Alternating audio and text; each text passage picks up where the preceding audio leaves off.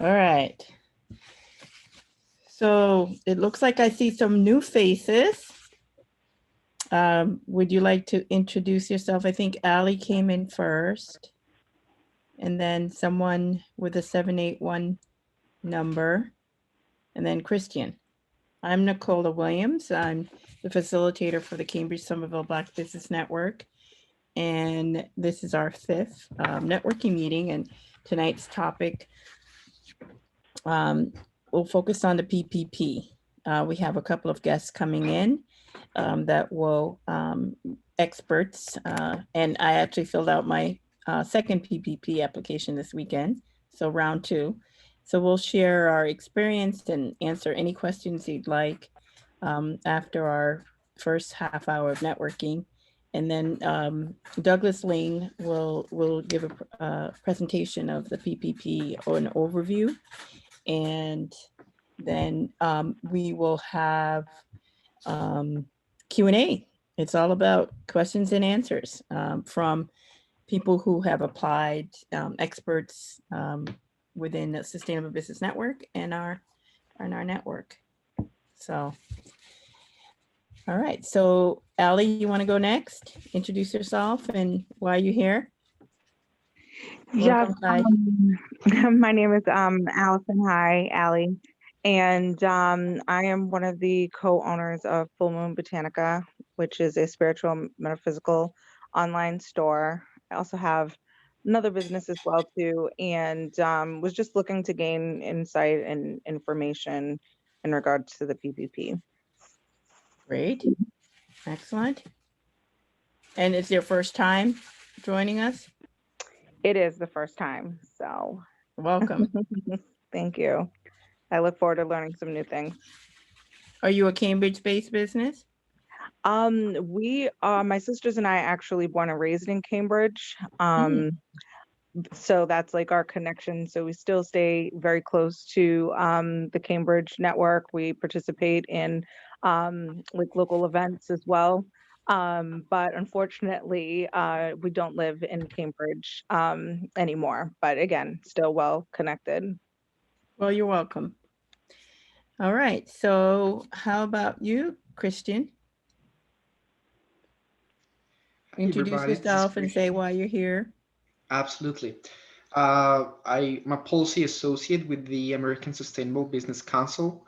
I'm covering Thomas Opel today. We have been following pretty closely the, all the, this new package, and all, all that, all the procedures that need to be done in order to get this loan. So very excited to be here to learn more about this. Great. And who joined us from 781 number?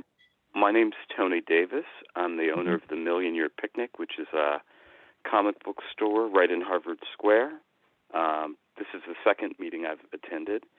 And the same thing, this is actually the first time I'm going to be filling out an application for the PPP loan.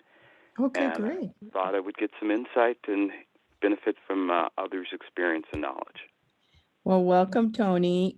We've been trying to stay in touch with you, so it's so good to hear from you again. It's good to be back. I was sick for a while, not COVID, but something else, so I'm doing a lot better now. Okay, great. Well, welcome back. I'm glad you're well now. Kai, how you doing? Introduce yourself, say why you're here.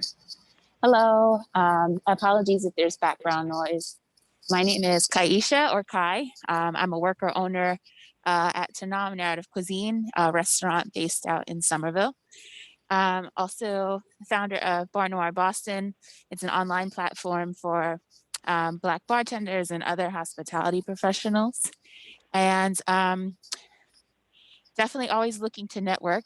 I didn't know there was an online Botanica that I would be now buying all my products from. So that's cool to know. And always interested in learning more about what's going on with PPP and just spreading the word around to folks who may not be aware or aren't on the call. So an online Botanica, what is that about? That's That that's the was, Full Moon Botanica. yeah, Full Oh, Moon oh, Botanica, that was with me, Allie. Hi. So thank you, Kai. That's awesome. Check us out. We have some great things we think you'll enjoy. great. Great. So we have a couple of new people, Leslie and Lori.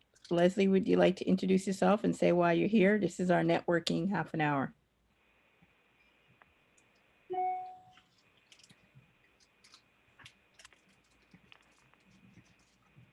We can't hear you, Leslie. We can't hear you. So while Leslie is making that connection, maybe we could start with Lori. Lori, introduce yourself and during the networking everybody. hour, say why you're here. My name is Larry Hamill, and I have my mask on because I'm very nervous about getting the COVID through Zoom. I've heard a lot of nasty stories about Zoom, so just kidding, just kidding. That was Rachel, my associate. Anyway, I'm the executive director of the Sustainable Business Network in Massachusetts, and it's our 33rd year of trying to create economies that are local, green, and fair.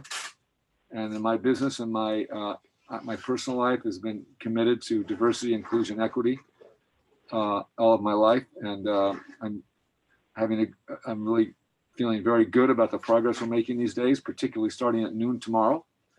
And let's do it. Great. So Leslie, are you able to? I think so. Can you hear me now? All right. Yes, we can hear you. Thanks, Lori. Yeah. Sorry about that.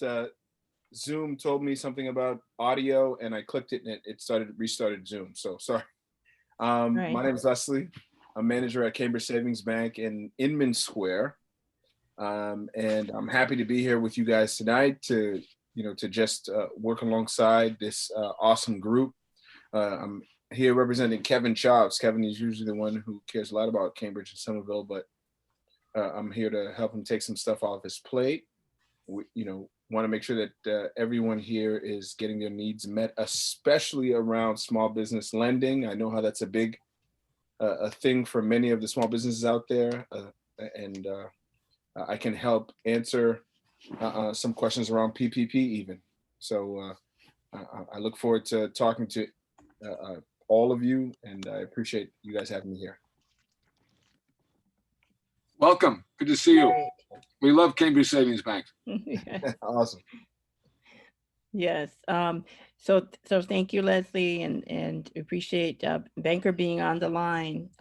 So we have a new person coming in. Jessica, tag your it. She's getting her audio together. So hi, Jessica. We welcome you. We're right now during our half an hour of networking. We're introducing ourselves and saying why we're here. So you're I need to go next. Yes. Okay. Hi. My name is Jessica Acevedo. I am a small business owner. I own a family child care program in Cambridge called Little Stars of Ours Daycare. We've been in operation since 2016. And this is I'm just trying to get more information about the second round of the PP and just kind of more information in regards to our eligibility and things of that sort. Thank you. Great. Sorry. And have you applied for the first one? Yes, ma'am. Okay. How many people, besides, I know Tony from Million Year Comic Books, this will be your first time applying. How about the rest of the folks? Second Sorry? application. How about you, Allie? Is this your first application or? This will be my first application. Sorry, I was trying to get off mute. Yeah, this would be the first application. I missed the first one. So we have a couple in the first so far and a couple second round. Lori, your second round? Yeah, I succeeded in getting 5 PPPs, 4 for my businesses and 1 for SBN. And I've applied for 5 more and hoping to get those. I'm on pins and needles hoping that happens in the next week or so. But anyway, that's where we're at. And I think that the PPP actually saved my business, and I'm hoping it'll do it one more time because, you know, even though we're open now, it's the demand is very small, very low compared to normal because of the fact that we have people are afraid to come to the. I own health clubs. They're afraid to come to the club because of COVID. Hi, Kelly. Hi, Kelly. Hi, Lori. How are you? Hi, Nicola. Happy New Year. So this is our networking time. So introduce yourself and say why you're here today. I'm Kelly Chun. I have a PR and marketing business. I'm debating whether or not I should go for a second PPP. And I'm also wondering if anybody else on the call has applied for forgiveness or been given forgiveness for round one. Okay, great. And Kai, what's your situation? Are you first time or second time? This would be second time. We, Tanam is located in Full Market, and we share some very unique conditions that allowed us to apply for the first round as a group, which we have been forgiven for. Great. And are approaching this second round, hopefully with that same energy. Great. So a couple of people looking into the first round, a couple of people into the second round, and we have a banker who happened to be my banker and my business received a first round, and I applied for the second round, but I rescinded it because there's another grant opportunity that I'm going to apply for that shuttered business. Basically, it's a shuttered business opportunity for people who are do a lot of events and get revenue from events and fundraisers, etc. So we're going to apply for that because it's 45% of our gross, and it's a grant, not a loan grant forgiveness. It's just an outright grant. So that's a new thing. So you know, so we'll talk about that too for those who qualify for that. Douglas Ling is going to be joining us soon. He's with the Mass PPP Coalition, who has mobilized to help small minority owned businesses within Massachusetts, and they just helped a lot of businesses apply for the Massachusetts Growth Capital grant. Anybody hear about that or apply for that? I did. It's Kelly. Did you get it? Oh, well, I just applied last Friday. Nicola. Okay, great. Anybody else? We'll see. Nobody else applied? Laurie applied, but okay. It's going to be a while because they have way too many applications than they have to fill. So it's not going to be like what I've heard about the PPP, and other people might, you know, confirm that or deny it, but is that they're not expecting to run out of this current PPP that quickly. So in any case, I did apply for this Massachusetts one, but it's going to take a while. Great. The Massachusetts Capital. Anybody else on the line applied for the Mass Growth Capital? It's Kai. Did you hear about it? Kai, you did? Yes. Great. What about you, Jessica or Allie? No. Did you hear about it? Do you know about it? No. I haven't heard about it. Okay, you got to join this network so you can find out about it. That's why I'm here. We have Allison Deo on. Allison, introduce yourself and say why you're here. She's our new intern this spring, actually. Wish it was summer. Hi, everyone. I'm Allison. I'm a second-year Master's of Public Policy student at Northeastern University, and I'm helping out as an intern to help launch the network this spring.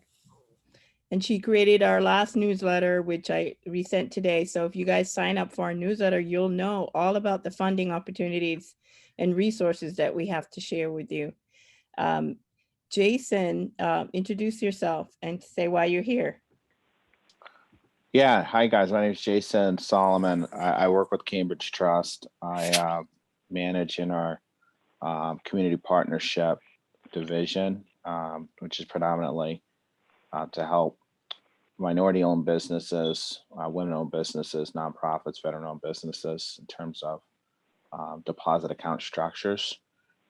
Here, just to be part of the discussion. I know the PPP is important, and obviously Nicola, I'm a huge fan of yours and Lori's as well. So glad to be part. What's your last name again, Jason? Solomon, Solomon. Okay, because Cambridge Trust is my business bank, and actually, I'm going to be applying for the PPP through you guys. Okay, great. Now, I'm sorry, I don't see. Introduce yourself again. I'm sorry, my name's Tony Davis. I own the Million Year Picnic in Harvard Square. And Okay. I think we've been a Cambridge Trust customer for, at this point, at least 25 years, maybe pushing 30. Fantastic. Yeah, but Yeah, how, you guys should how meet. can you do that? How can you do that when you're only 30 years old? I don't get that. And actually, truthfully, I've also been a customer at Cambridge Savings, probably for pushing 35 years. Oh, wow. So, hey, that's local. And Million Year Comics, my partner, he goes there all the time. And one of two, I think two Black businesses, or two or three Black businesses in Harvard Square. We need more. Yes, we're trying to change that, right? We're so happy for you to be here because we've been eager to get you be involved here because of all how long you've been involved and how important you are to the community. So thanks for being here today. Thank you. That's very sweet to say. Yeah, now that I'm feeling a little bit better, I hope to make most meetings. All right. All right. He was here this summer, and but we're glad you're better now. We're glad you're well. 2020, the sun is going to shine bright. So for everyone, I truly believe that it's going to shine bright. 2021, sorry. So this is our networking time. So we want to get everybody to know each other. We're lucky to have two local banks on the line. Look, right now you have now connections between each other. Please connect with each other, Jason and Tony. And so just make sure that you guys connect because they're very supportive of our network. And we have another person coming in. Christian is so why don't we do a popcorn introductions again so that people know who's who, because people are rolling in. Allie, we'll start with you, and I'll just call you guys out, and you introduce yourselves again and the name of your business and where it's located. Okay, yes. Allie High, longtime resident of Cambridge.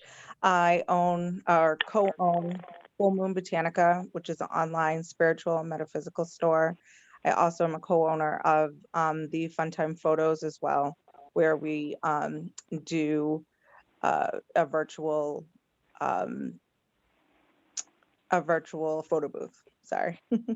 Great. That sounds interesting. And so Christian, go ahead. Hi, everybody. My name is Christian. I'm a policy associate at the American Sustainable Business Council. We are, definitely following all the events related to PPP loans, and we're here to get some information and spread the word. Great. Kai. Kai. Hi, y'all. My name is Taisha. I'm a worker owner at Tanam Narrative Cuisine. We're a restaurant in Somerville, and founder of Bar Noir Boston. It's an online platform for Black bartenders and hospitality professionals. Ooh, that's great. She's an amazing bartender. And Tanam's food is amazing as well. Okay, Jessica. Hi, my name is Jessica Acevedo, and I am the owner of Little Stars of Ours Daycare. We're located in East Cambridge. We've been in operation since 2006. We were closed 172 days due to COVID. I don't know if you want me to pass it on. Kelly, why don't you go? I already spoke. Oh, but no, but everybody, we have new people. This is not working. So we're reintroducing ourselves. Good evening, everyone. I'm Kelly Chun. I have a PR and marketing business based in Roxbury on Fort Hill, and I'm debating whether or not I should go for another round of PPP funding. Okay, Andrea. Hi, good evening. Andrea Taylor, ATD Advisory, located in Cambridge. And I am also a board member of Cambridge Local First, so I'm representing them as well today. Thank you. Oh, great. And so, Andrea, we asked earlier, have you applied for the PPP round one, or this is your first time looking into I it? will be, yes, I will be applying for round one this go round. Okay, great. So we're about half and half in the room. And Leslie? How you doing? My name is Leslie Belliard. I'm a manager at Cambridge Savings Bank, specifically in Inman Square. I'm looking to both learn and to help answer any questions around PPP. Great. Jason? Yes, my name is Jason Solomon. I work with Cambridge Trust. I work within our community partnership team. I focus on bringing new businesses to the bank, but predominantly minority-owned, women-owned nonprofits and veteran-owned businesses. So, you know, very excited again just to be part of this group. It's pretty exciting. You know, thank you, Nicola and Lori, you know, for introducing Maria and our team. You know, we're very thrilled to be part. Great. Hi, my name's Laurie Hamill. I'm the executive director of Sustainable Business Network. And I want to say that, and also the owner of the Longfellow Health Clubs. I want to say that we have a banquet coming up, the celebration coming up online a week from Thursday, where we're going to be honoring 11 of the most sustainable and really, really good businesses in Massachusetts. And one of them is Tanam. Yeah. So we're proud that you're going to be there and be receiving the award. And Robin Young is going to be doing interviews. It's going to be great. And I'm also proud to be a longtime friend of Kelly Chun and Nicola Williams. Yes. Thank you, Lori. And Allison? Hi, everyone. I'm the intern this spring for the CSBBN and the Sustainable Business Network. I'm a second year Master's of Public Policy student at Northeastern University, and I most of my research is in sustainable food systems. Great. And Tony, shout out again. Yes, my name's Tony Davis. I'm the owner of the Million Year Picnic, which is a comic book store in Harvard Square. I think we're maybe the second or third oldest ongoing comic book store in the country. And I'm here to learn a little bit more about the PPP. This is going to be my first time applying. Great. All right. So I think before we... Oh, and I'm sorry, just a word of warning. I'm going to switch phones in about 15 minutes as I take my son to an activity. So okay. Look for me to be I'll let you back in. Thank you. Welcome, Bill. How are you? M&M Ritz? Oh, hello. You want to introduce yourself?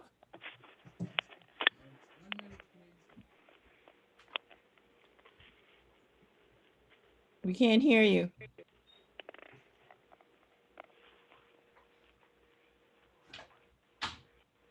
Okay. When you get audio to get together, we'd love for you to introduce yourself. So while we have the banks here, I think it will be useful before we start is to find out if Cambridge Savings and Cambridge Trust are accepting new PPP. I know you've done round one. Are you accepting new customers for round two or just existing customers? You want to start, Jason? Yeah, this is Jason. Yeah, I'll jump in. So at this time, the bank made the decision that they're working at least through this round of the PPP with existing clients to the bank. What we found was during the first go around, it almost over flooded the bank, if that makes sense from a resource standpoint. So the decision was made just to try to help contain and manage the flow of activity that would work with existing clients today. Okay. What about you, Leslie?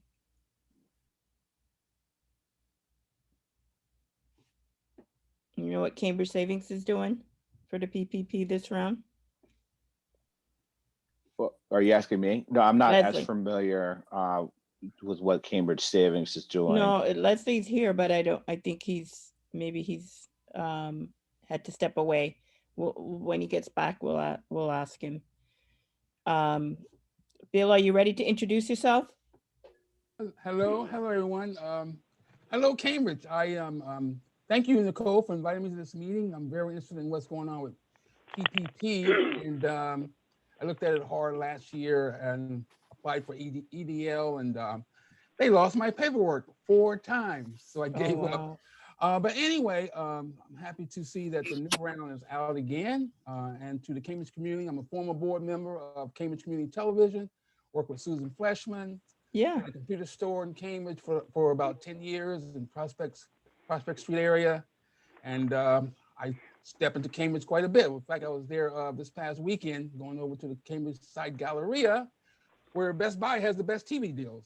Anyhow, I'll just sit back and listen to what's going on tonight. Okay. Thank you. Well, thank you, Bill. And what's your business now? Oh, okay. Boston Morel LLC operates a number of venues. One is blackboston.com. Another one's called About Black Boston Getaways, which is it's a Black Heritage Tour and Travel agency that operates as 100 unique African-American tours. And we're waiting for that tourism industry to come back. You know, it was really robust in 2019, 2018, and all the way back. But for the first time ever, it's dead. And perfect for PPP, though, or at least the kind of things that this CARES Act is supposed to support. Definitely. So, so Leslie, are you back, Leslie? Because we had a question about Cambridge Savings. Maybe he'll come back. So what I know, and others feel free to share, if you have a bank relationship already, and you got your PPP through that bank, ideally you want to go through that bank because they already have your paperwork. You're going to process the forgiveness with that bank. So it's recommending that you go back to the bank that you had your first PPP. Leslie, now that you're back, we wanted to know, before I mention other banks, what the status of Cambridge Savings is in terms of PPP. Are you accepting new customers, new PPP applicants, or just existing? So we are starting with our existing customers. So if you already have a relationship with Cambridge Savings Bank, not necessarily a PPP loan, but just had an account with us, we are able to get you started with the first round or the second round. Unfortunately, that means if you didn't have an account with us, we can get you in. It's just that you won't be going, you won't be getting immediately. Your application will be going immediately. And it would be, and unfortunately, it would also have to be a case-by-case basis, because if I say here that the floodgates are open for anybody to come and just open an account with us, what we found in the past is that a lot of those customers will not understand fully that they are now at the back of the line in terms of PPP applications for customers of the bank. But yes, you definitely can come in and do first round or second round. If you already had an account with us, if you do not currently have an account, let's come. It does not mean that you're shut out completely, but we should have a conversation. Great. Could you put your contact information in the chat for folks? Sure.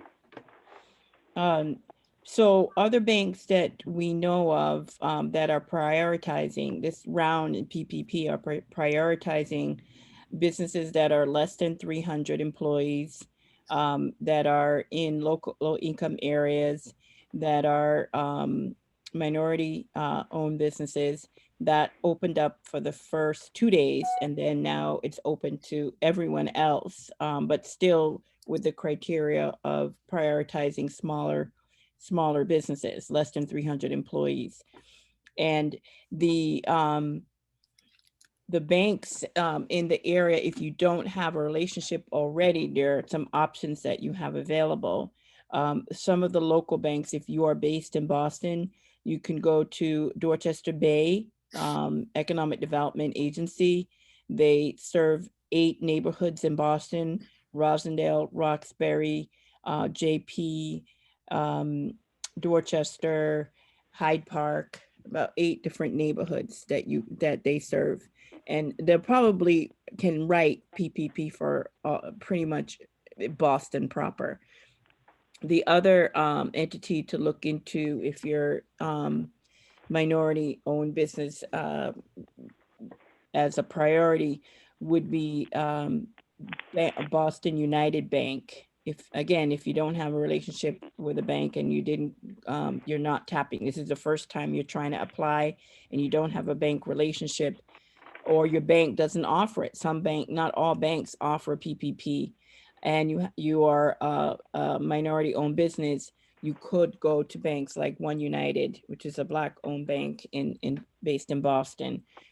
There's some credit unions as well. I don't know what the credit unions are. When Douglas Link comes on later on, he may be able to say which others, but I know those 2 entities are prioritizing minority owned businesses, and they have priority funding for PPP this round. So definitely consider those if you don't have bank relationship already and haven't tapped.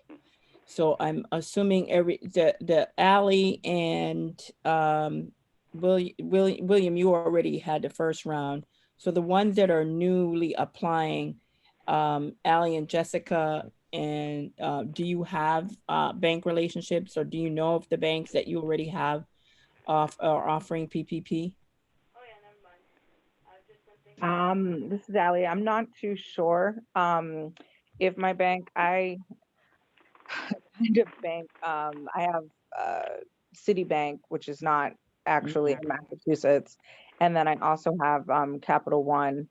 But I do live in Dorchester and I'm familiar with One United. So that may be. So One United or Dorchester Bay, Dorchester definitely explore those, because they have set aside dollars with those banks because they have under a billion in assets, and community-based banks or community development finance institutions, they do have set aside funding. So I would check with them first.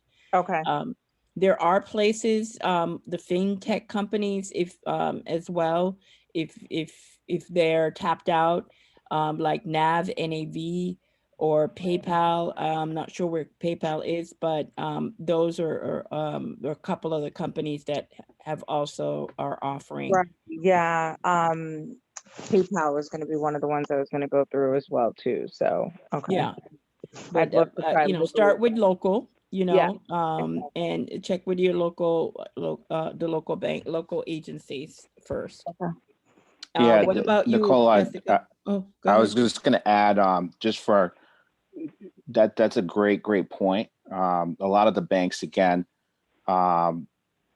you're seeing just bandwidth, right, across the board. So they did open it up to fintechs like Square, PayPal, and others. There are other NAV. resources out there that are good avenues. And, in many situations, they have great technology actually to be able to funnel and get the applications to go through Quickly, yeah.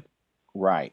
And I think what's important through this process to understand is where the source of the funding is not necessarily like Bank of America or like our bank and other banks. The source is the SBA, right, the federal government. So we're, at the end of the day, just we're engines to getting the funding too. the businesses, but there are many different elements like the fintechs out there that can assist with that process. So one of the things I threw out there, if anyone is to email me directly, we send out like to our current clients, like periodical updates, like how to apply, so on and so forth. And we will open that up to anybody that's looking to apply, but you can go through Bank of America and use the same information, the same criteria, or the fintechs, etc. So I just wanted to throw that out there to the group. If they're looking for like some step-by-step directions post, just to feel free to email me. It's on the chat and I'll connect the dots in the back end. But thank you for mentioning the fintechs. They came into the game very, yeah, they came into the game people very have gone late. through them and gotten loans. So, hi, Doug. How are you? Introduce Good. yourself, and then I'll tell you where we are, and then I'll turn it over to you. Doug, you want to say who you are? Oh, I thought you said to mute myself. No, introduce yourself, and then I will tell you where we are, and then, Okay. and then I'll turn it over to you. Hi, everybody. My name is Doug Ling. I'm with the Local Initiative Support Corporation, LISC. We're a national organization supporting community-based organization, economic development, community development. And we have been a coordinator of this coalition for equitable economy, for which we did technical assistance for about 900 small businesses in the first 2 rounds of PPP. And most recently, we did technical assistance for the MGCC, the Mass Growth Capital, 3 rounds of grants. The first round in November, and then the second round with that $668 million that Governor announced a couple of weeks ago, and we're in the process of processing through. The deadline was midnight last night, and we probably have additional 12,000 applicants in the 2 rounds altogether. So. Wow. And Doug, believe it or not, 2 people on this Zoom did not hear about that. Well, it's definitely a problem with everything, and we're still walking around neighborhoods and people still didn't hear about the MGCC or PPP or even, EIDL. So outreach is definitely something we found lacking, or we can do more for sure. Well, literally you have to knock on doors. That's you what literally we're have to do finding. that. Yeah, because people don't, they're not in the loop. So, but we're glad to have some new folks on. We have a variety of people, some from Boston, some from Cambridge, some from Somerville. We have 2 bankers from East Cambridge, Cambridge Trust and Cambridge Savings Bank. Okay. And we have a national ASBC that's on the line as well. And we have members of the Cambridge-Somerville Black Business Network. So we have a variety of people. About half of the room in terms of PPP are first time, maybe 2 or 3, and then the rest would be second round. Okay. And some don't have bank relationships with those who are giving willingly, like, Citibank or Capital One. So we referred them, if they're based in Boston, when you came on, we were referring them to One United Bank, and the other bank that we were, and Dorchester Bay as an economic development agency. If there are other places that you know that they could go, that would be great, other than the fintechs. Well, that's really the reason why the coalition was formed last year. I think when the first round of PPP showed up and came on board, and most of disadvantaged business and minority-owned businesses did not get on that first round. And I think the coalition members list BACMA and Foundation for Business and Amplified Latinx. These are the 4 main. Pardon? Yeah, the main organization that was was the Commonwealth Kitchen too. Commonwealth Kitchen, yeah, was all the pillar of the coalition, and we feel that the big banks were, were rightly so busy with their existing customer, cannot go outside of their customer base to deal with, other customers. So we got the 4 banks initially together to commit to making loans to their people not in already their customer, particularly minority-owned businesses. So that would be Bay Coast Bank in the South Shore, going down to all counties, Cape, Berkshire Bank, the Leader Bank, and what's the last one? And Eastern Bank was also part of that. This round, we have just heard that today we added 7 more banks, and Cambridge Savings was one of them, I think. So thank you for supporting our effort in the coalition. So we welcome anybody to come to our the List Boston website, and I'll bring that up a little later. Yeah. And we were assigned banks. We try to balance the load so that one bank get everybody, and we try to balance the load for each bank, and taking into consideration your geography, and type of business, etc. Well, that's great. That's great. The coalition started, and I've attended some of the workshops and been what has been very helpful. So I'm going to turn this over to you, Doug, and then you can do your presentation, and then we have myself, Lori, and you, and 2 bankers who can really help people in answering questions, everything you wanted to know about PPP, but afraid to ask. Yeah, so the banks probably get more information out about. Just try to give a little quick overview. I sort of have my share screen. Yeah, I shared it. I Yep. gave you authority. Where's it?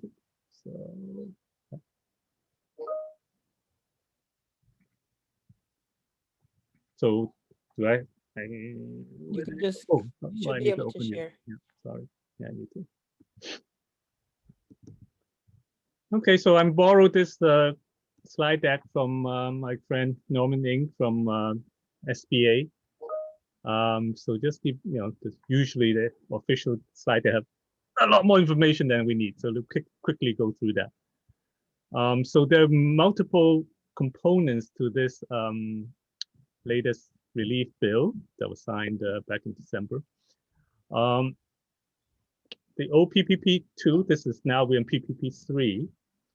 There's some changes to that. If you know the OPPP, your allowable uses are your payroll, your utilities, which later on included transportation costs for some businesses, and interest expenses for business debt, and also what's the last one? And rent. Rent. Yeah, rent. Yeah. So this time they added software, cloud computing, other human resources accounting needs. So and I don't know exactly what the human resources are. Somebody might have better clue than I do. Perhaps you can hire a consultant, for accounting, obviously. Maybe a marketing person that might be included, because that's what's asked a lot in the last round. Property damage costs, that's unique to places with riots, I presume, during 2020. That's not covered by insurance. Supplier cost of perishable goods can be made before during the life of the loan. So that's interesting. Working capital type of use, that's great. PPP, that's also welcome. Okay. So group insurance payments as payroll costs, I think the expanded ones are disability, vision, or dental insurance, all good. Paycheck protection as second draw loan. So there's 3 types of loans for this round, right? You have the people's completely the first time, that's the first draw. for people who've already gotten one PPP loan and you are going back for more, so that's a second draw. And then there's a third category. You can, based on your first loan, you can modify the loan terms and amount, etc. So that's a sort of like a 1.5 draw. Right? So there's three different types of, three different ways to access this PPP 3.0. Okay. Why would you want to modify the first loan? I don't know. Maybe the bankers can shed some light on that. Yeah, a lot of times these PPP loans defaulted into a 2-year. So if you needed it to extend it out for a 5-year loan, you would need to remodify. And that's only if you didn't get all of it forgiven. Right. Yeah. So if you didn't get all of it forgiven. Yeah, the forgiveness part we'll come to it later. Right, That's right. one of the main advantage of this new program. Okay. So the basic PPP second draw loans, they lower the employee from 500 to 300 employees, so to target more smaller companies. You have to have used a full amount of the PPP loan, or on your way to using it all up, and you have to demonstrate a 25% reduction in gross receipt. For the smaller 150,000 or less loans, it's just a self-attestation.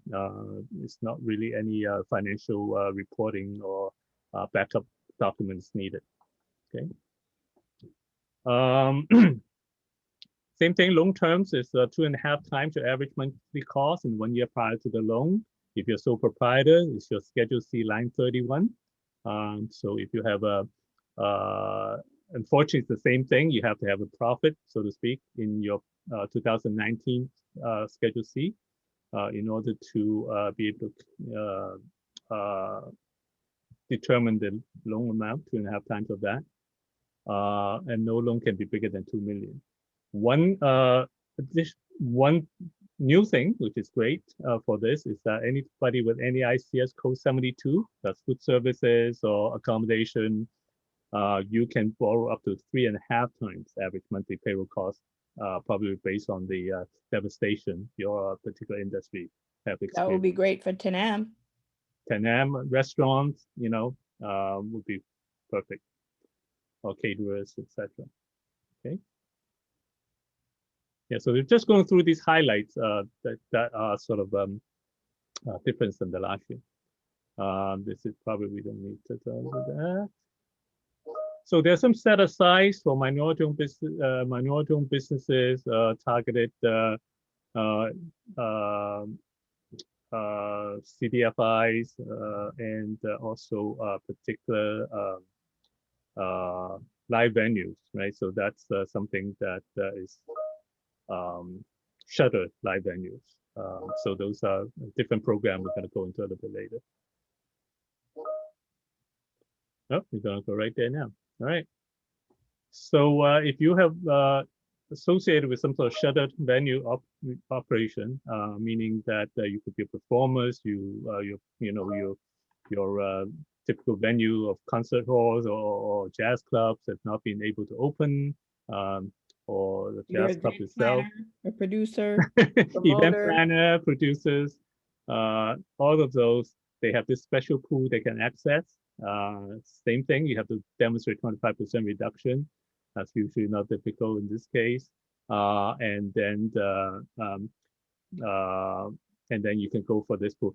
Nicole, since you might have done research, maybe you want to talk briefly why you would choose this over regular PPP. Yeah, so I actually completed a PPP application this weekend with my bank, and then I ran into this program because I didn't realize it existed, because I was just going to the SBA site to make sure that I knew what the changes were.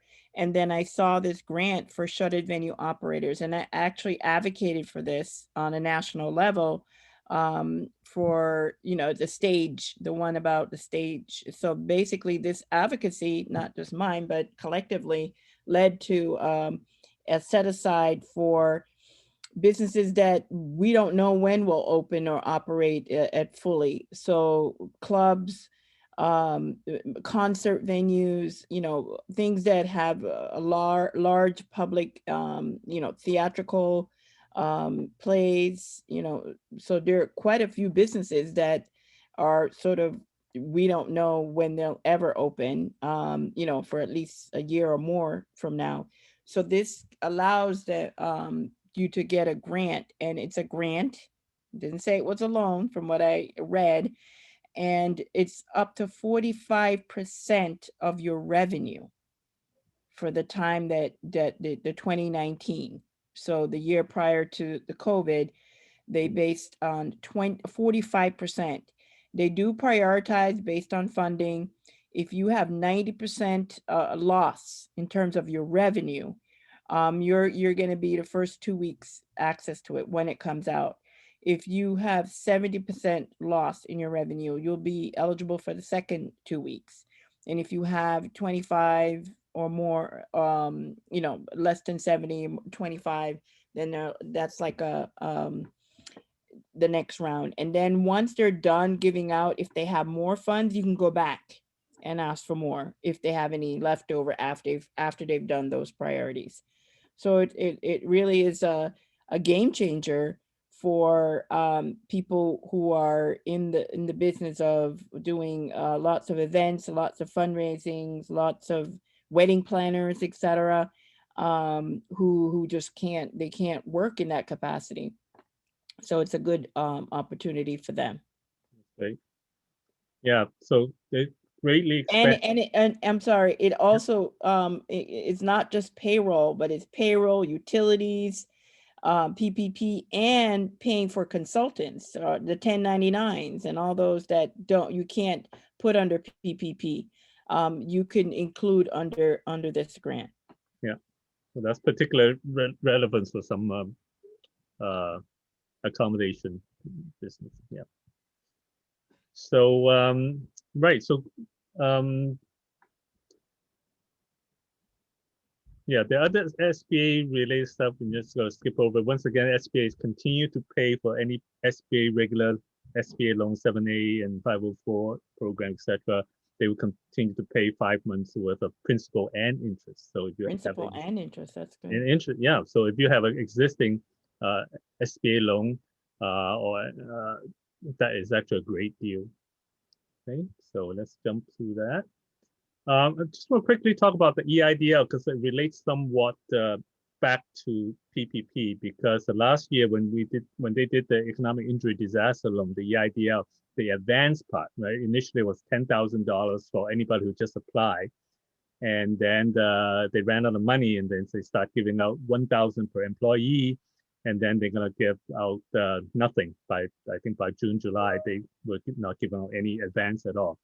At one point, the advance was completely free, and then it became an advance against your PPP, and so people were getting a little bit of nasty shock when they early or late last year when they go in to try to get their PPP forgiven, and they saw that on the was a 3508 form that you have to tell them whether you did get your EIDL advance. If you do, that count against your forgiveness, forgivable amount, right? So if you get a $10,000 PPP and you took a $10,000 EIDL, you ended up basically the 10,000 EIDL advance was there to advance against your PPP. So you ended up getting 10,000 forgiven. You still owe the bank $10,000 basically. So then that would turn into those 2 or 5 year loan, low interest 1%, be it may, but it's still a shock to some people that cannot be forgiven. So Congress really was surprised by that too, and in this particular new act, they actually remedy that, and now the advance from EIDL is no longer counted against your PPP forgivable amount. And the grant is not available right now. It's just for people who've applied and didn't get it, and for people who got it already. But it looks like the $10,000 that they originally had promised is you can only gain that back, because if you have 2 employees, they, like in my case, it was $2,000 versus the 10, which they promised everybody. Mhm. Unless you're living in a low, it looks like unless you're living in a low income community, you Yeah. won't be able to get that 10,000, right? Yeah. Based So on we your, don't know exactly how to count that, what exactly the means of the, unless there's some new guidance coming out. The guidance is supposed to come out like yesterday or today. So we'll keep a close eye on that. But at least the good news is that the events no longer count against your PPP forgivable amount. so for the bankers, or for people who already started their forgiveness, and you guys counted that, you've got to do some accounting stuff for them, right? Yeah. Yeah. Yeah. They as they say, they will try to make it whole, but they don't know how yet. Yes. Just like they're rolling interim final rules. So all right, so the deadline is coming up. There's a little bit of time, but it's coming up fast, March 31st. Go by just like that. I just heard that most banks just opened up this week. I don't know about Cambridge Savings and Cambridge Trust. I just heard another bank just opened up Saturday or Sunday, and within 2 hours, there are 600 applications. So within 2 hours, they've what? 600. Wow. So most of these are automated process. People have been waiting for it, and they can if you need help, I think one of the things you can do, we List Boston provide, this is the portal. I can copy that to the chat. We provide technical assistance. Our network has about 40 business supporting organizations around the state, with I think close to 70 technical assistance provider. We take the intake information, and support is available in all these languages. Okay. And some basic information we collect from you, and you should have ability to choose a language support. This is all the languages, and hopefully we would be able to help you. We do one-on-one counseling, and we help you gather all the right information and send it up to one of our partner bank if you like us to, and that usually have a fairly quick turnaround because we know exactly what they need, and that makes for sometimes turn around a couple of hours. So so do feel free to sign up for technical assistance through our website, and I will.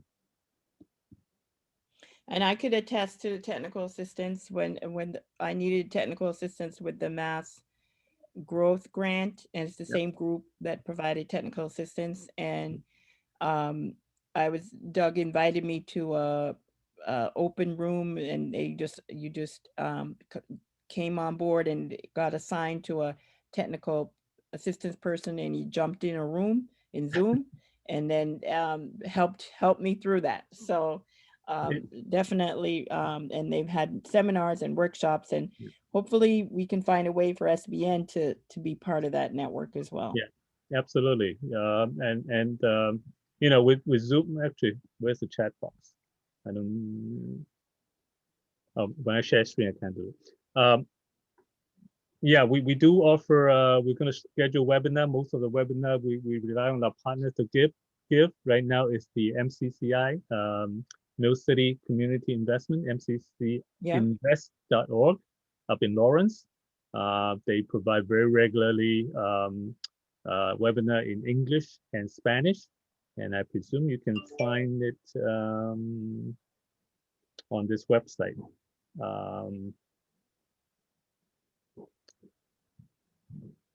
Right, it should be on the website somewhere, and MCC Invest is the organization that running most of the webinars for the coalition. So So sign if you up. need more hands-on, after you ask questions today, if you have more questions and you need hands-on, you sign up for the technical assistance here and it will assign you, or you can attend a webinar that's multiple webinars that's administered by the partner in Lowell or Lawrence? Lawrence. Lawrence, yeah. MCCI, Mill City Community Investment. And we probably, sorry, this is the first time I see this page. I've been so engrossed in the occupied by the Mass School Capital Grant my colleague put that together. But we usually would have a calendar here with all the workshops available statewide. So you can choose the one that has the right, the time is right for you. And we would, towards the end, we would probably, towards the end of this period, we'll probably offer some office hour for people to come in. And if there's a rush of people needing help, we'll probably run office hour, like what Nicola described on Zoom, so that we can help people one-on-one in breakout rooms as well. Great. All right. So now we're opening up for questions. Great. Thank you, Doug. I think that was a good overview. Okay. So anybody have questions? Lori? Doug, thank you very much for joining us and for your excellent contributions. We much appreciate it. And we love your organization. You've done some great things for a lot of people. And you were very helpful with me when I called up looking for help. So thank you very much. Thank you, Laura. Yeah.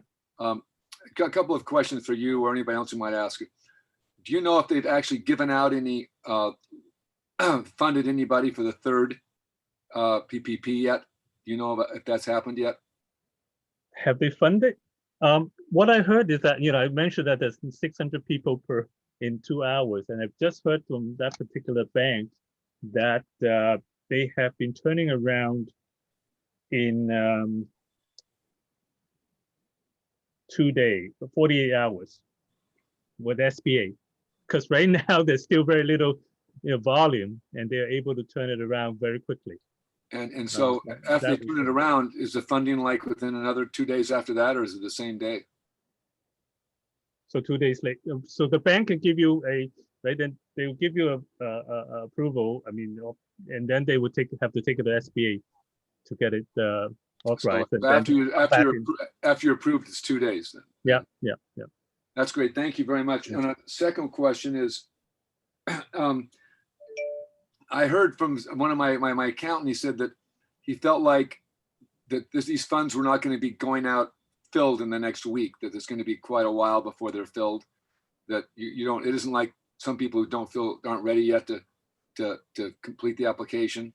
Is there any truth to that, or do you think there's going to be something up in no time? Well, I mean, it doesn't feel 600 in 2 hours. It feels like a lot, but maybe because it's limited to a slightly smaller company, I say 300 people. So the drain isn't as fast, even and the loan amount is capped. And 2 million, right? The top is $2 million.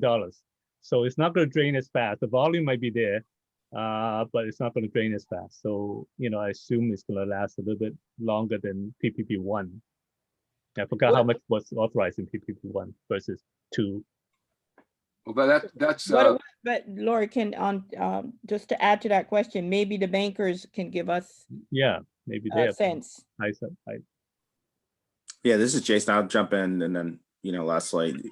The first round, as it went immensely fast, and same with the second. It's really tough to tell.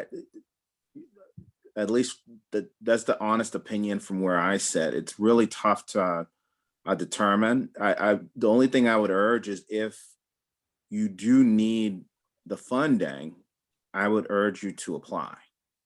That's yeah. I mean, I wouldn't wait. And I think obviously Lori and others, if you're advising through your CPAs, your attorneys, and other outfits, they're probably saying something similar as well. Right. I would strongly recommend that people apply as fast as they can, as soon as they can, because you can always modify it, change it, decide not to do it.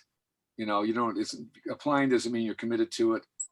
And the other thing I want to share, and it's a question that I'd like to ask the three of you, two bankers and Doug, is that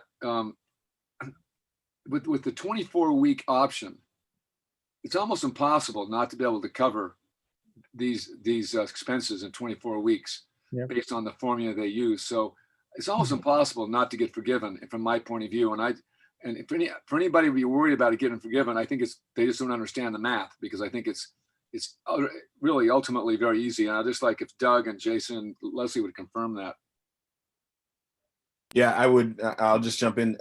I would find it hard pressed to, well, let me go back to that first part that Jason spoke on anyone who promises you that they know that they're going to get you PPP funding, or that you can wait and you don't have to worry about it, is lying. Run the opposite direction. Nobody knows. Nobody is sure. We're very much learning as we go.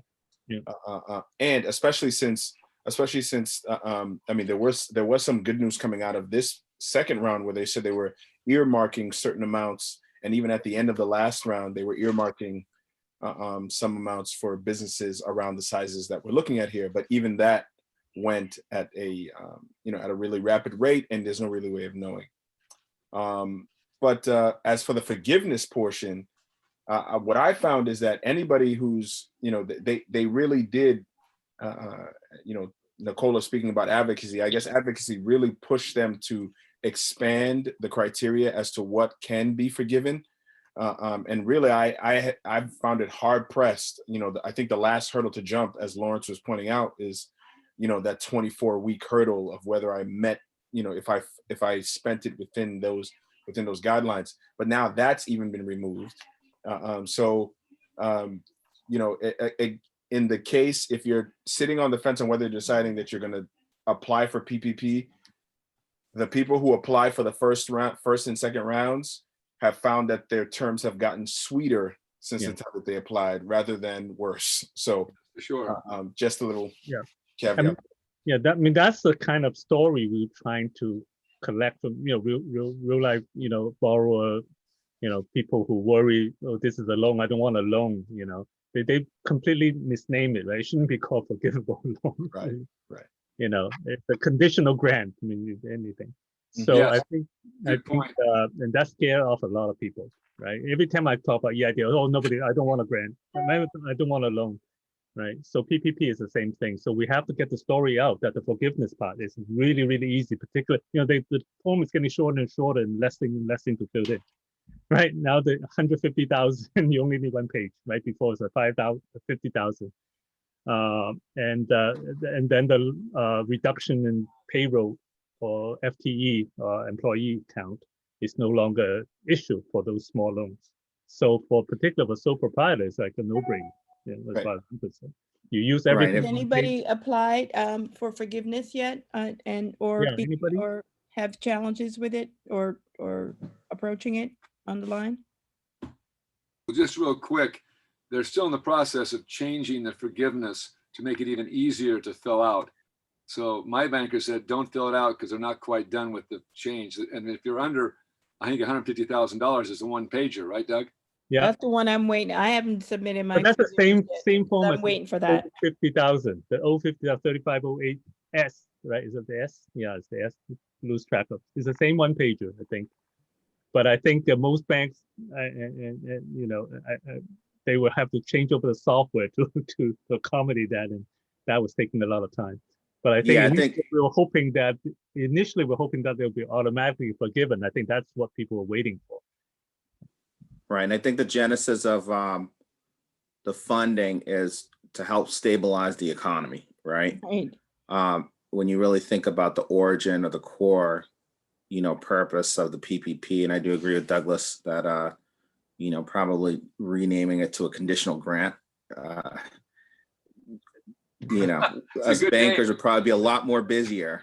That would take an act of Congress, though. Right. Yes, it's going to take an act. But the idea, the purpose of the funding, the earmark and such, is to help stabilize the economy, right, during this time period. So, when you really think about how it's ebbed and flowed and changed and been modified since last year. I think it was with that intent to try to make things simpler for the consumers, for the business owners, to get funding, again, with the purpose of stabilization during this time period that we're in.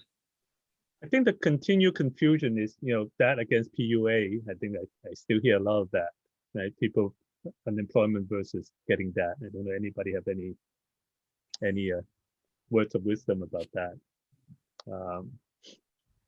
I think Lori does, but he stepped away. No. But Lori, what's the question? Question is, repeat it, Doug. Yeah, no, the confusion, a lot of people still, not confusion, but, continued the PUA continuation, versus PPP. And it's always a one impediment to people trying to get PPP or trying to decide whether they should continue PUA, stop that, get PPP, come back, or whatever. Anybody? Yeah, I just want to say that I got 5 PPPs, 4 for my businesses and 1 for SBN, and they were all legitimate and they all saved my businesses, and the banks did a great job to helping me out, and we're all going to be forgivable. And as you pointed out, Jason, and obviously it's Leslie and Doug, the purpose of these loans is to save businesses and small and nonprofits and revitalize the economy. That's the purpose. And I don't think this is a political statement, because I think it's a statement about democracy. But starting tomorrow at noon, we're going to have a lot of people who are very nice people who are going to be running this country. And that's going to make everything even way more sane and way more easy. So I think that I would recommend to anybody to fill out. And also the PPP loan application this time was so simple. Yeah. Yeah, much easier. Unbelievably more simple. So it's really an opportunity to fund your business in ways that, sometimes, we may say, well, we're in a crisis, but sometimes maybe we're in a worse crisis than we think, because we just, don't know why we're in the situation we're in. Yeah. And right now, I just tell everybody to apply for everything you possibly can, every single second you can, because you deserve it. Apply for everything. Yeah. And see what you get. And if you get turned down, you get turned down. Yeah. And because I applied for everything, that I'm still in business. Now I wouldn't be if I hadn't have done that. Yeah, I do think that our Black and brown, businesses that, I'm not going to belabor the comment that Doug made, but the idea of like a loan and a loan to the government, it's just like I'm all set with that, right? It's like thinking about student loans again. Just keeping it honest, and so I think that communication and wording and getting your point out and so on and so forth, very important, very valid. I've heard from many Black and brown, look, Jay, that's a loan. I'm like, yeah, it's a loan, yeah, but I just didn't have, Doug's, foresight to be able to say, it's a conditional grant, or else, it would have been a little further. But that term. But that is something, I try to urge to, all of our Black and brown, make sure you get out and do your due diligence. I think to Lori's point, it could save a business, and it is, the purpose is to sustain, your business during this downtime. So, I mean, that's my 2 cents. Yeah, just to add, even we keep saying business, this is one of the few resources for nonprofit. Yes. Which is amazing, I mean, we just pushed out $668 million from the Massachusetts governor. Nonprofits not in there. So we advocate as hard as we can, the nonprofits not getting in there. So this is one of the few resources available to nonprofits. So. This is Kelly. I have a question. If you haven't applied for forgiveness for a PPP loan that you've already received, can you go ahead and apply for another one, or do you have to fill out? Yes, you can. Yes, because so I applied.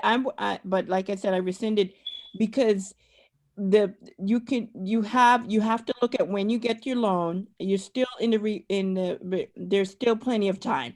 basically. But it's, I think they extended it to like several months more beyond the time that that they had.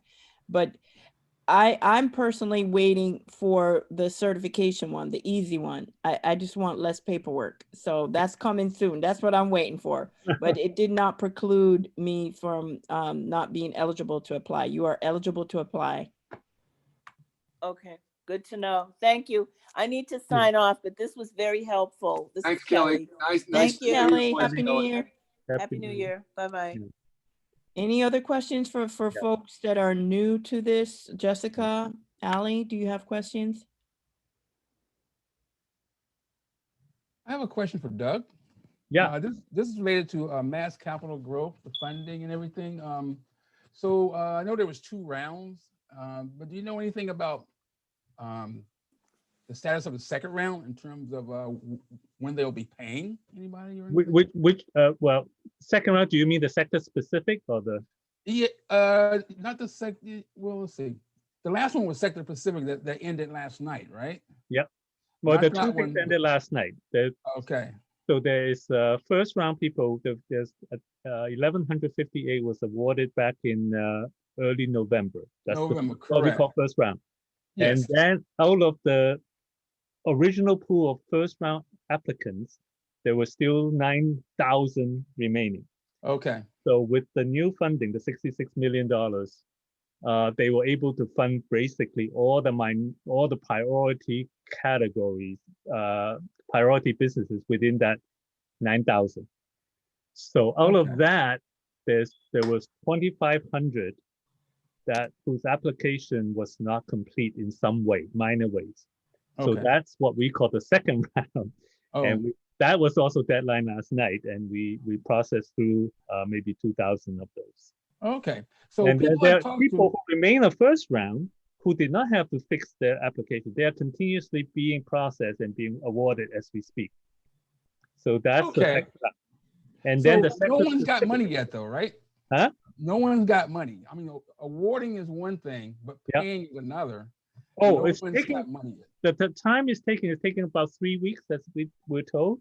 Okay. Largely because some of those money was federal CDBG money from HUD, and they have to go through this, rigor mortis of whatever, so different certifications and verifications and etc. So that's taking a little bit longer. The state money is, it's a little bit faster, but they're still looking at 2 to 3 weeks after they commit to, after you submit your, sign off on the grant agreement. Okay. So just be patient, in other words. So you're waiting for something. Yeah, I got a letter saying you awarded, but I haven't seen any awards. So. Oh, wait, you were awarded?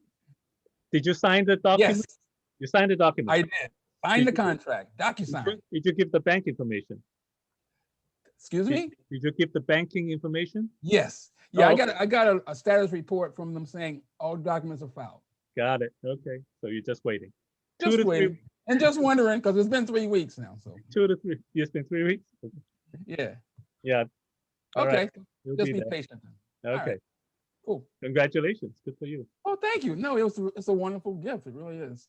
Like you say, we deserve it, but it's great to see it. So All right. Jessica, do you have any questions? This is the first time, so. So it's not my first time, it's my second round. And my question is if anyone can talk about a little bit of what the second round criteria, I know they're saying 25%, but what are they looking at? Are they looking from September to January? Like what would I have to resubmit the second time around to the bank?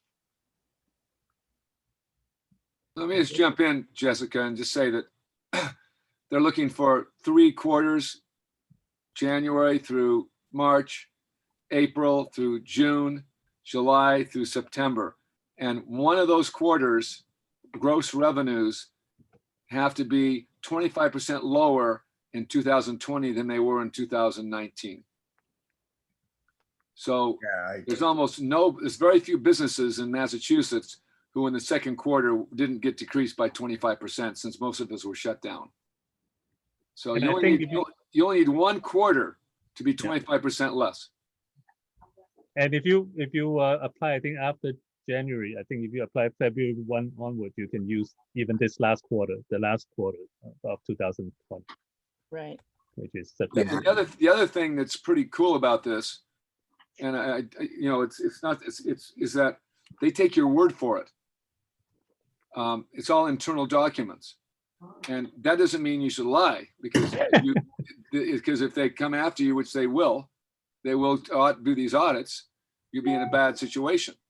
So But the reality is you give them your internals, and those things are true, and it's gross revenues, it's not expenses, then it's pretty hard to be a Massachusetts small business and not meet that criteria.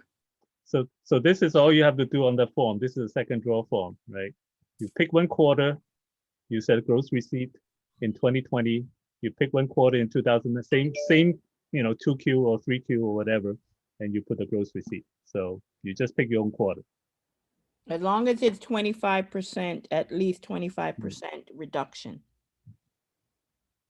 in business. And since Jessica, you said you've been closed, it should be any quarter pretty much for you. Yeah. Yeah, it's incredibly easy to qualify for this now. I mean, I remember seeing the guidelines come out, and I read them over several times because I couldn't believe it, but that easy. Yeah. I mean, aside from the fact that this is for somebody who has already gotten the first round, but the first round's pretty easy too now. So from the bank's perspective, are you guys taking less documentation or for second draw people, or they have to submit the same thing? No, we've been taking less documentation because these people who are going through this round have already had a round before that. Right.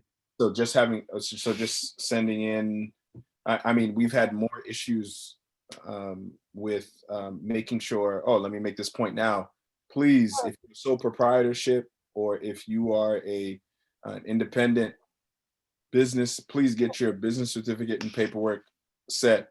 Your name, the name of your business needs to match the business certificate.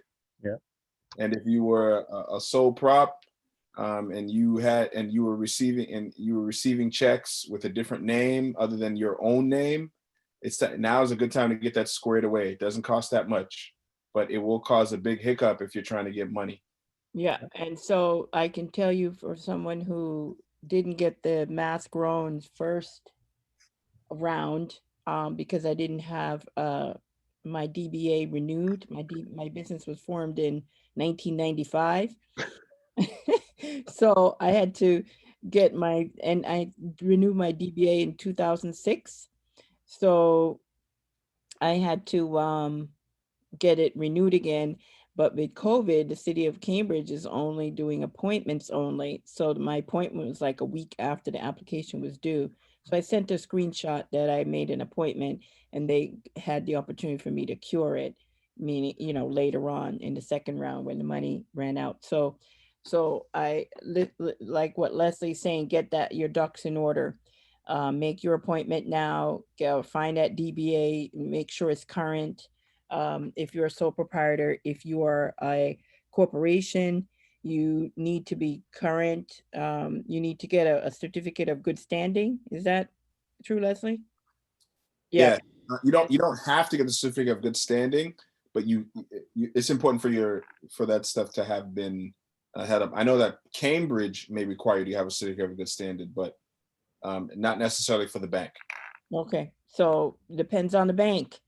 But certainly you have to prove that you own the business, and as a sole proprietor, your taxes is one thing. You have to also demonstrate that you're in business still. Some people have closed, and so you have to demonstrate somehow you're still in business, even though you may not be making revenue. So those are the things for people who are going through the first time, have to go through that we didn't go through the first time. Yeah. So yeah. Can I just ask a general question to the group? This could be whomever wants to answer, but what's your relationship with your other we'll call it like centers of influences, like your attorneys, your CPAs? And are you communicating with them through this process as well? Payroll service. Right. And are you guys communicating with them as well through this process, just for assistance, even if it's like filling out this application?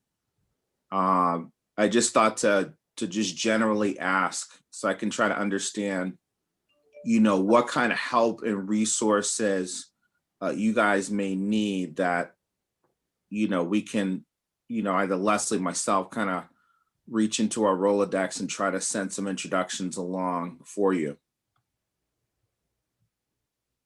Yeah, I mean, I bet you Jason can attest that, you know, when you're having conversations with small business owners, naturally your inclination is to cut corners and avoid having to spend money that you don't have to spend. And oftentimes those corners were, you know, an accountant or a, you know, having an HR rep or having things. And right now, the businesses that are faring best are the ones who shelled out the money in the short term so that they can have more organization. Whether they were making $1 million or not, they wanted to treat their business that way.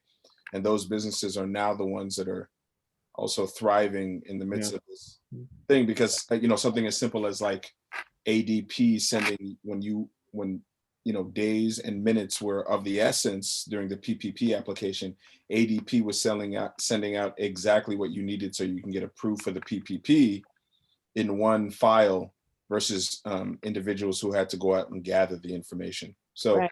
Getting the 941s filed on time, things like that. I use a payroll service, and I don't have a lot of employees, but it's definitely saved my butt in getting the stuff together, and a lot of headache.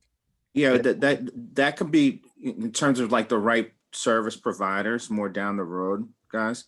I'm just more trying to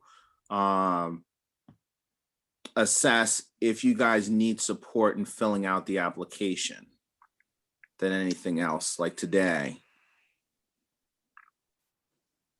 So, Tony, this is the first time you're doing it?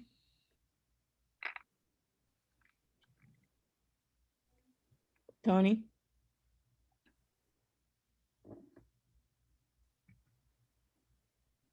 Tony Davis, you still on? I don't know if he's hearing us. How about you, Andrea? This is the second time, right?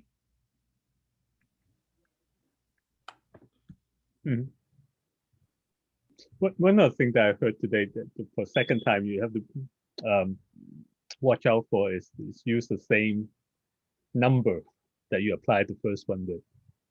If you use a social security number versus an EIN, some people might, just mix it up and use the wrong number, and then you end up with two accounts, and they say we can't find your first PPP. So things like that, little things that just pay attention to.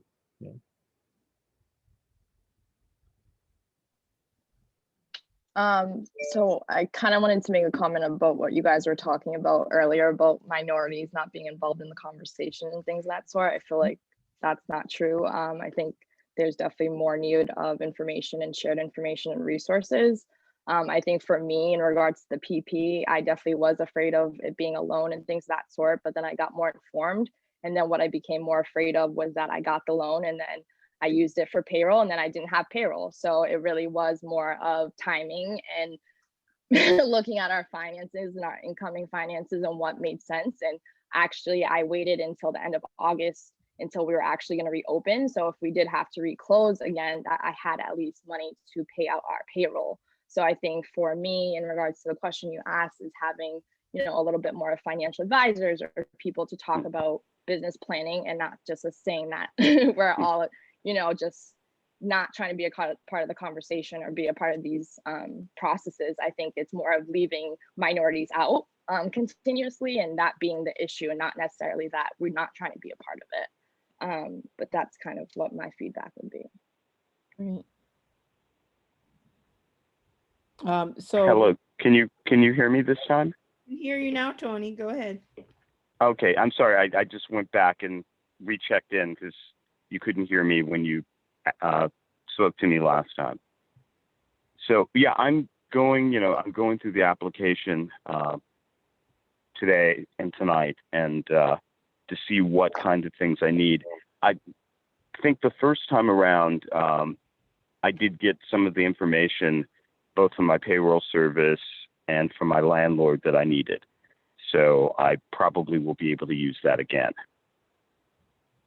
And it's easier if you've already applied. The information is less burdensome for the second draws. So I think you'll be okay. It's really about comparing quarters, and demonstrating that the 25%. It doesn't ask for too much more. Okay, I'll be reaching out to Jason to make sure that everything is done correctly. Yeah, and you've got a resource now with Jason. Yes, yes, no, fantastic. Yeah, and I was, I'll just make a comment, and this could be, just generally for Leslie, myself. We're part of the Cambridge local initiative as well. It's really designed for, you guys to get to know your local, banks more than anything else. Even if it's just opening an account, you just never know. There could be another wave down the road. Knock on wood. I hope there's not. I hope that, we can leave this in 2020. Yeah. But, I do think it would behoove you guys to, just reach out, have conversations. And even if it's just opening a smaller account today and maybe it can grow over time, there's a lot of resources that want to help as well. And it could be, I think, Jessica, to your point, at the right time, as well for you. But just note that, we're part of this initiative, particularly to help kind of grow within the Black and Brown community and the minority communities in total. But, Leslie, I don't know if you have any lasting comments on that as well. Yeah, I would like to add on to that what Jason is saying is exactly right.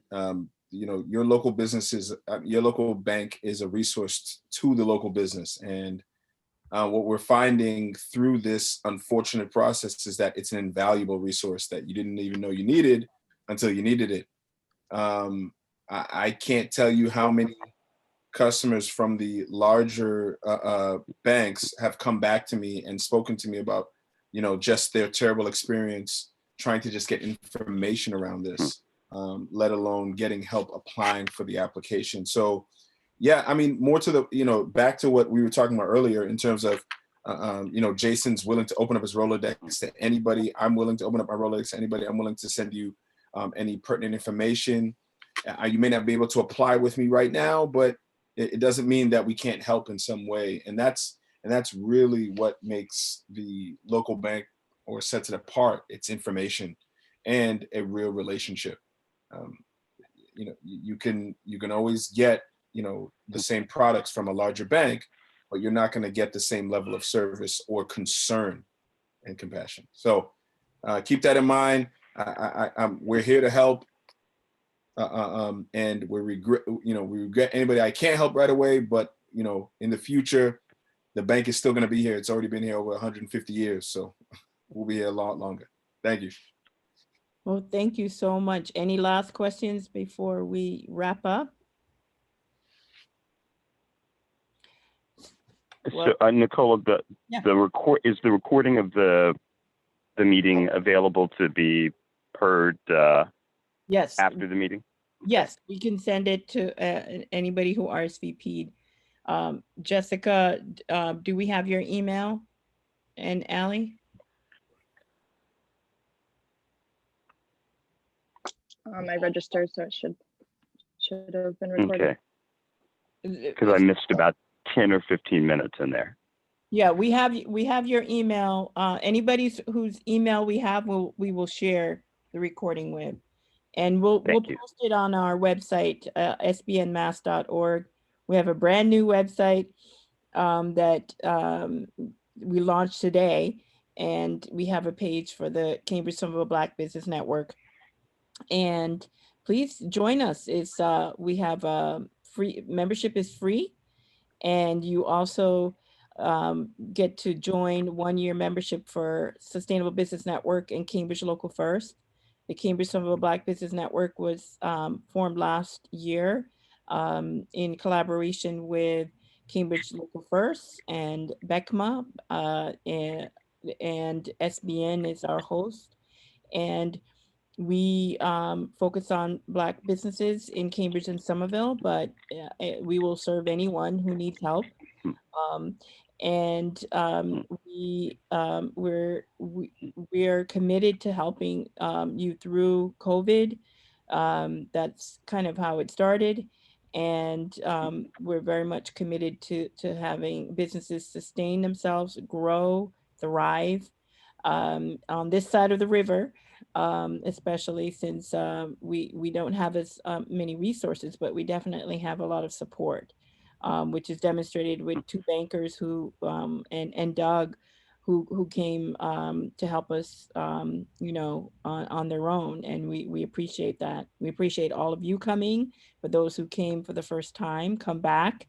And thank you, Doug. Stay in touch with the links. Allison has taken the notes, so we'll share the notes as well as the video, so that you can tap the resources that we have available. Spread the word, because I know you know other businesses. Let them know about the Cambridge-Somerville Black Business Network. Let them know that about the conditional grant that is available, technically, AKA PPP loan. Let them know to support local first, local banks, local businesses. But we're a resource here for you, and spread the word, because that's what it's going to take, a village to get through this. And everybody is part of this village, and all of you are important to be in this village. And I appreciate, we appreciate on behalf of SBN and our networks, all of you being here. And we want you to succeed. We want you to thrive. We want you to get the resources that you need. And that's why we're all committed to doing this work. So thank you. And our next meeting, we're looking at February 9th or the 16th. We'll see what works best, but Allison is reaching out to mentorship groups. And so we're gonna focus on mentorship, but really mentorships that work. Giving examples of mentors, because we know that you need that technical assistance, you need that experience. So we're expanding our mentor pool. We have a mentorship program. We're expanding it. Some of them have accelerated programs. Some of them have grants at the end of the program. So we're going to share that with you in February. Thank you, our bankers. Thank you, Leslie, for coming, and Jason and Doug. And any last words? Thank you, Nicole and SBN and Laurie, for inviting us over. I left my email in the chat, so if anybody have questions about the technical assistance available through our network, feel free to email me. And we'll send out the information, the notes, as well as the video, so you won't miss anything. Thanks again. Thank you so much. Nice meeting all of you. Bye-bye. Bye-bye. Have a good one. Happy New Year. The sun will shine. 2021. Bye-bye. Yes. Great meeting. Knowing no sun. Bye. Good night, everyone. Good night. Bye-bye. Good night. Good luck, William. So Laurie's probably teaching. yeah. But No, I'll just stop gonna- the recording, huh? Yeah, stop the recording. So that's good. Wait.